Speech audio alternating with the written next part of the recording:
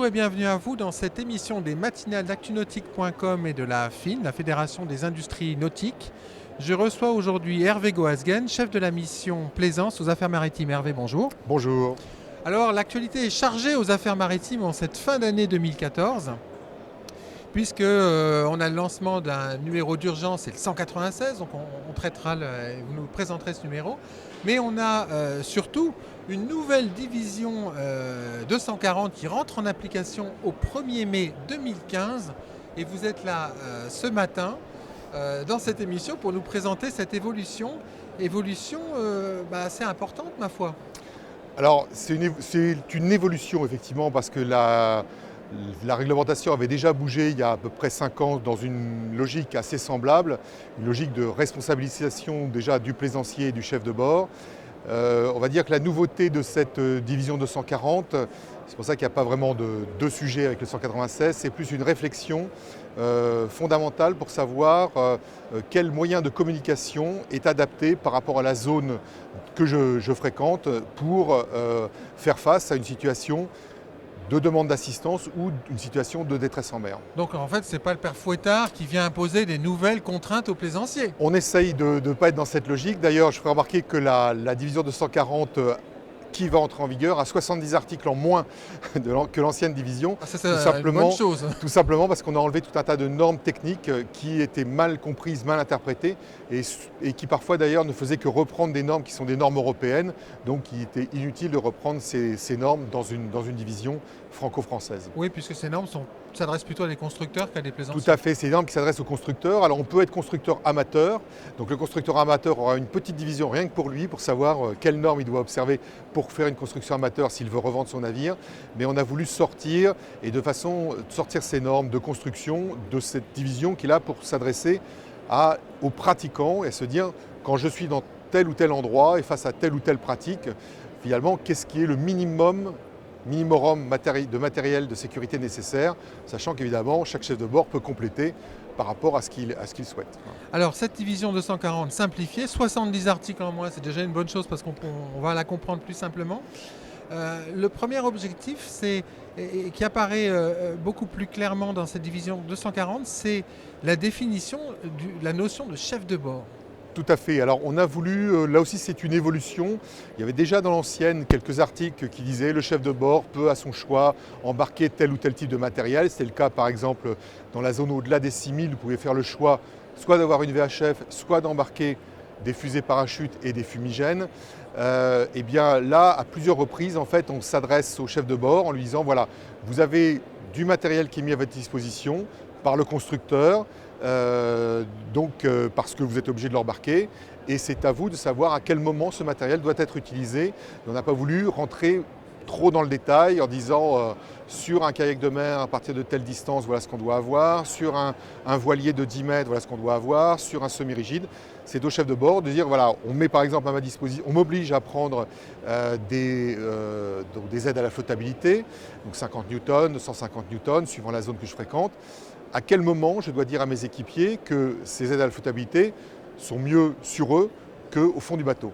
D'accord. Alors jusqu'à présent, dans la division 240, on avait trois grandes zones, moins de 300 mètres, 2000 et 6000. Ce qui change aujourd'hui, c'est qu'on a toujours les 300 mètres, on a toujours les 2000, on a toujours les 6000, mais on a une nouvelle zone qui apparaît à 60 000. Pourquoi créer une zone de plus? Ces nouvelles contraintes, qu'est-ce qui amène à cette réflexion? C'est justement la réflexion sur les moyens de communication. Alors si on part du large, au-delà de 60 000, au-delà de 60 000, la radio VHF ne permet plus de communiquer vers la Terre. La VHF, c'est quelle portée? La VHF, c'est la portée optique, donc en fonction de la hauteur de l'antenne que l'on a, on va avoir une portée entre, on va dire, 6 000 maximum pour une VHF portable et 12 000 pour une VHF fixe, donc suivant évidemment la hauteur de l'antenne de l'émetteur et du récepteur. Mais en gros, c'est l'habitude de dire c'est la portée optique, c'est-à-dire là où porte votre œil, la VHF va porter. Voilà. Et donc 60 000, on est très au-delà, puisque je ne vous apprendrai pas que la Terre est ronde, c'est quelque chose dont maintenant on est absolument sûr, et qu'au bout d'un moment, on est au-delà de l'horizon, et donc la VHF ne porte plus. Donc comment fait-on pour communiquer vers un centre de secours lorsqu'on est au-delà de l'horizon?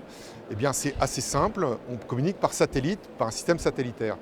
Donc le système satellitaire qui est absolument efficient en termes de détresse en mer, ça fait maintenant pratiquement 20 ans qu'il existe, c'est le système des balises de détresse 406 MHz SARSAT-COSPAS, qui est utilisé donc, au commerce, à la pêche, utilisé par les avions, par tout un tas d'utilisateurs. Et bien donc à partir de 60 000, on dit aux plaisanciers, si vous voulez être en sécurité, vous devez embarquer une balise 406 marinisée SARSAT-COSPAS. Donc ça c'est nouveau. Au-delà de 60 000, le bateau doit être disposé d'une balise 406 exactement. marinisée. Alors pourquoi aussi? C'est tout simplement, on s'est aperçu qu'il n'y avait pas nécessairement chez les plaisanciers une connaissance de réellement ce qui était le dispositif adapté à la zone. Oui, parce qu'on a eu récemment des accidents, notamment Voilà. je pense un accident avec des skippers l'an dernier, où ils avaient bien une balise 406, Tout mais à elle n'était fait. pas Mais marinisée cette balise, a priori, et donc elle n'a pas fonctionné. c'est même certain, ce n'est pas une balise marinisée. Donc en fait, ce qui se passe quand la balise n'est pas marinisée, elle est bien prévue pour émettre lorsqu'on la déclenche, mais par contre, elle peut s'arrêter dès les premiers paquets de mer. Elle ne flotte pas, c'est quand même relativement important qu'on est en détresse en mer. Et surtout, même si elle flottait pour je ne sais quelle raison, assez simple expliquée par Archimède, elle ne flotte pas avec son antenne en dehors de l'eau. Et donc avec une antenne dans l'eau, c'est assez difficile d'émettre. Donc en fait, les balises 406, il y a différents modèles, mais seules certaines ont des caractéristiques qui permettent d'être sûr qu'en cas de détresse ultime, on aura quelque chose qui va tenir 48 heures d'émission vers des centres de détresse qui va être traité, et donc c'est un système qui est absolument efficient. Alors autre nouveauté, au-delà de 60 000, maintenant le plaisancier devra s'équiper d'une VHF mobile. Exactement. Pourquoi une VHF mobile? Alors pourquoi une VHF mobile? D'autant D'autant plus qu'elle est mobile, donc vous venez de comprendre qu'avec une VHF mobile, on a une portée très très faible. Donc en fait c'est très simple, c'est que quand on est très au large, la première chose que va envoyer vers vous un centre de sauvetage, donc un MRCC, c'est soit un avion, soit dérouter un navire de commerce. Lorsque vous aurez l'avion au-dessus de vous, d'abord, lui ne vous verra peut-être pas, par contre, il vous entendra si vous l'appelez en VHF. Et puis surtout, grâce à cette petite VHF mobile que vous aurez, même si vous avez dématé, même si votre navire a brûlé ou a coulé. Même si on est dans son canot. Même si on est tout à fait, si on s'est mis dans son bib de survie, vous serez à même d'expliquer à ce pilote qui est au-dessus de vous, voilà, il n'y a pas de blessés à bord, par contre, il y a quelqu'un qui commence à perdre les pédales, ou j'ai un blessé, ou j'ai tel truc.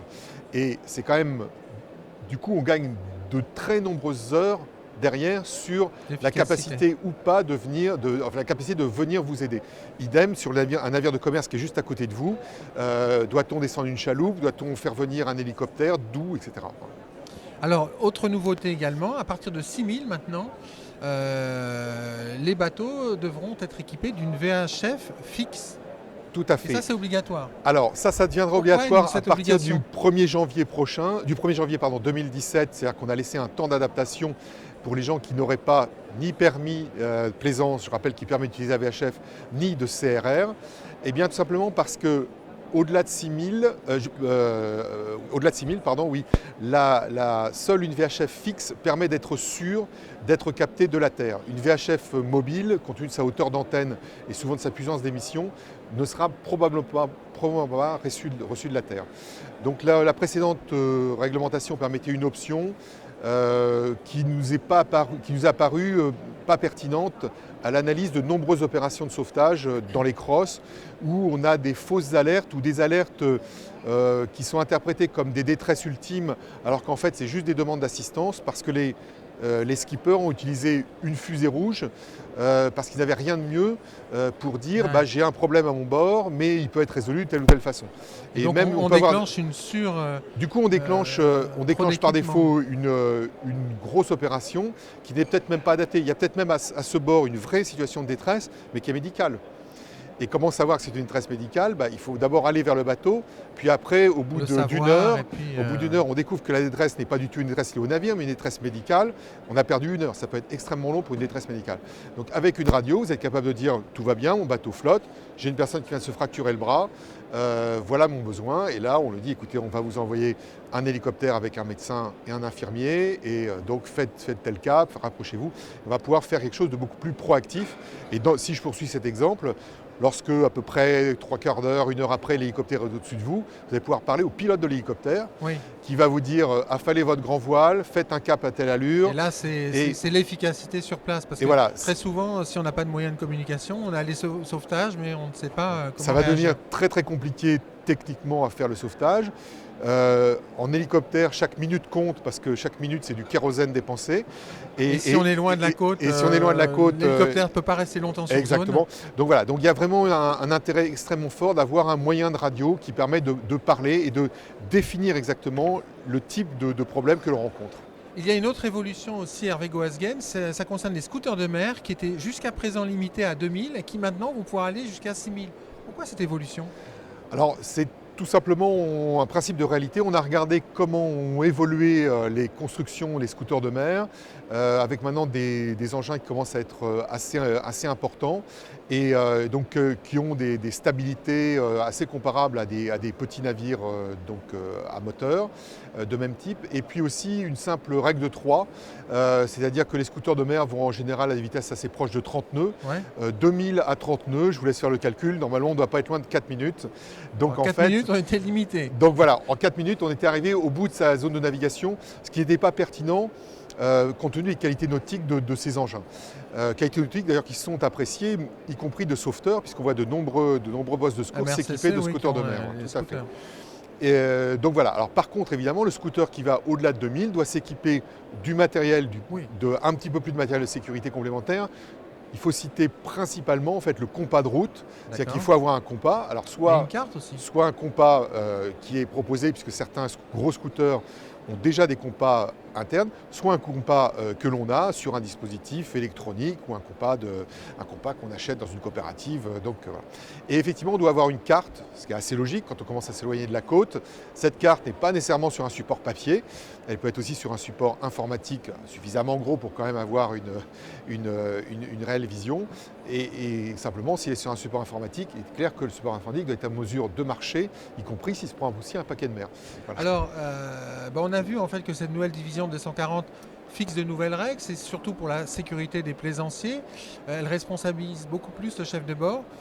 L'autre actualité chez vous, on en parlait en introduction de cette émission, c'est le 196, un nouveau numéro d'urgence. Qui dit numéro d'urgence dit qu'il est accessible à partir d'un téléphone mobile sans carte SIM. Donc ça c'est important. Qu'il est gratuit, donc ça aussi c'est important. Pourquoi ce numéro est-ce à reconnaître que le mobile est devenu aujourd'hui incontournable ? Alors d'abord, c'est un autre principe de réalité. Effectivement, j'ai cru comprendre qu'il y avait quand même quelques mobiles en France. Mais surtout, plus sérieusement, c'est un constat par rapport à une évolution lourde de la plaisance vers la plaisance légère. C'est-à-dire qu'il y a énormément de pratiques très côtières. Donc on a eu la période des dériveurs, des catamarans, on a eu l'explosion de la planche à voile, le kitesurf, le kayak, le stand-up paddle. Ouais. Tout ça, ce sont des activités qui sont extrêmement côtières et pour lesquelles en fait, les crosses ont souvent des appels venant de la côte, c'est-à-dire des personnes, des témoins qui vont voir ou croire voir un kitesurfer en difficulté. Voilà. Donc l'idée, c'est de donner à ces témoins un moyen extrêmement simple et direct d'avoir un contact vers le cross en disant voilà, je vois un kitesurfer et à partir de là, le cross va pouvoir faire l'analyse et surtout va pouvoir être rappelé très facilement en disant écoutez, on commence à engager des moyens, mais évidemment rappelez-nous dès que vous voyez la situation qui évolue. Donc c'est un principe tout simplement de réalité par rapport à ce témoin à terre. Alors, il est clair que... ça veut dire qu'en plus, quand on téléphone, on est localisé. C'est-à-dire si je suis en Bretagne, mon appel est géolocalisé et envoie directement l'appel au bon cross. Alors, voilà, il n'est pas géolocalisé au sens où on ne va pas donner votre position en latitude, longitude de l'endroit où vous appelez.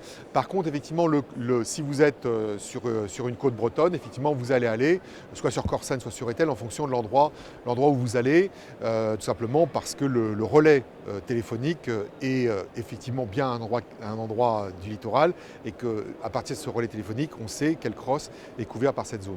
Donc vous allez aller vers le bon cross. Mais même si vous êtes en effet de marche sur une limite, si vous n'allez pas sur le bon cross, c'est pas très grave, vous allez être transféré. Et voilà. Donc, en préparant cette émission, vous me disiez aussi que si on appelle depuis Paris, alors si vous appelez, ça fonctionne aussi. Ce numéro sert effectivement, à la différence du précédent numéro abrégé qui était le 1616, ce numéro sert aussi de l'intérieur parce qu'on a aussi parfois des appels en cross de proches qui ont été désignés comme contact croisière ou tout simplement qui s'inquiètent parce qu'ils n'ont pas eu un appel téléphonique de nouvelles. Et à partir de là, effectivement, ce numéro va être centralisé sur un cross en France. On a choisi Greenay parce que c'est le centre qui est le point de contact international. Et ce cross renverra sur le cross de zone. C'est-à-dire si vous inquiétez sur des proches qui sont partis aux Anglo-Normandes, eh bien, il vous renverra vers le cross Jobourg de façon à ce que l'affaire soit traitée par rapport à votre début d'inquiétude. Donc si ce numéro sert de partout en France, évidemment aussi l'outre-mer, où dans ce cas-là, vous serez envoyé vers le cross Antilles-Guyane ou le cross Réunion. Le 196 fonctionne dès à présent. Le 196 fonctionne dès à présent grâce donc, à l'engagement des opérateurs qui ont pris en compte cette obligation qui date de quelques mois, de façon à ce que ça puisse fonctionner dès maintenant. Hervé Goasguen, merci de toutes ces précisions. Merci. À très bientôt pour de prochaines actualités avec les affaires maritimes. Quant à nous, je vous propose de nous retrouver très bientôt dans une prochaine émission des matinales d'actunautique.com en partenariat avec la FIN, la Fédération des industries nautiques.